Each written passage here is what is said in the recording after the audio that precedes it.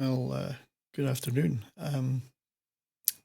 Just wanted to make a little video about something that I haven't really talked about a lot in my channel. One of the things that I love, which is hockey, ice hockey, obviously. Um, Growing up in the UK, where I was not at all familiar with the sport, other than we'd see reports of fighting on the ice and various news things, and we'd all heard of Wayne Gretzky, of course. Um, but since I moved to my adopted homeland of Canada in the middle of the 2000s, I made a concerted effort to really get into the game, and I realised what I'd been missing, because it's the most, even today, is the most fabulous sport and great event to watch live, no matter what the level that's being played, and fantastic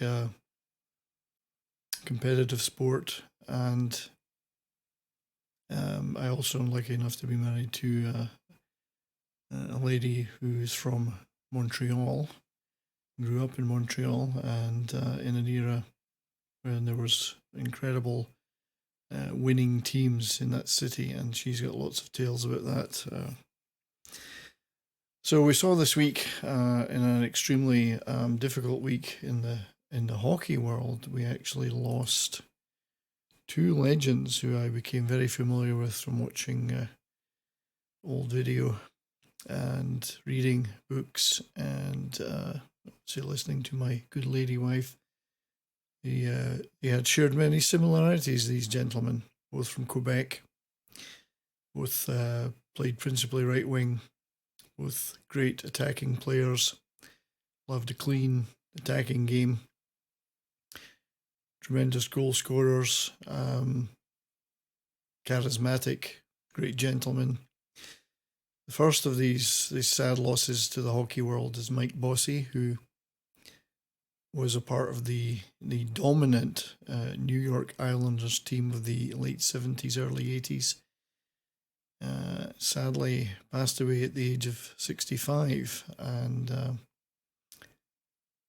really very hard to describe such a loss. Obviously, four-time Stanley Cup winner, Canadian international player, record holding goal scorer, many records, and a campaigner for over the years to make the game less fighting oriented and more about clean hockey. And just, one of these gentlemen that's it's a sad loss to the entire hockey world, regardless of which team you support.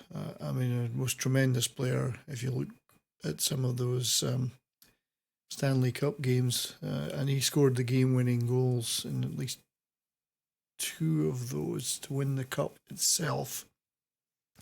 Just incredible stuff. I mean, absolutely brilliant. You can't help but appreciate the skill when you watch the footage of Mike Bossy, and passed away far too early. So rest in peace, Mike. And you gave the hockey world an awful lot, and certainly respects to your family and to all Islanders fans and all hockey fans everywhere that appreciated your skill.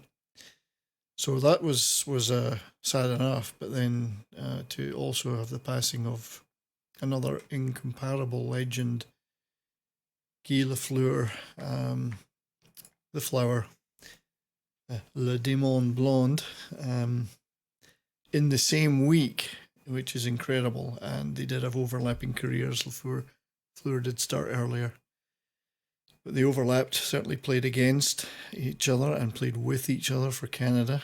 And it's very difficult to know what to say about LaFleur, that someone who wasn't there on the scenes watching these games live, which my wife was able to recount to me, given that she grew up, she's of a similar age and era to Guy LaFleur, and watched excitedly in those early 70s as Montreal Canadiens, as they dominated the Stanley Cup.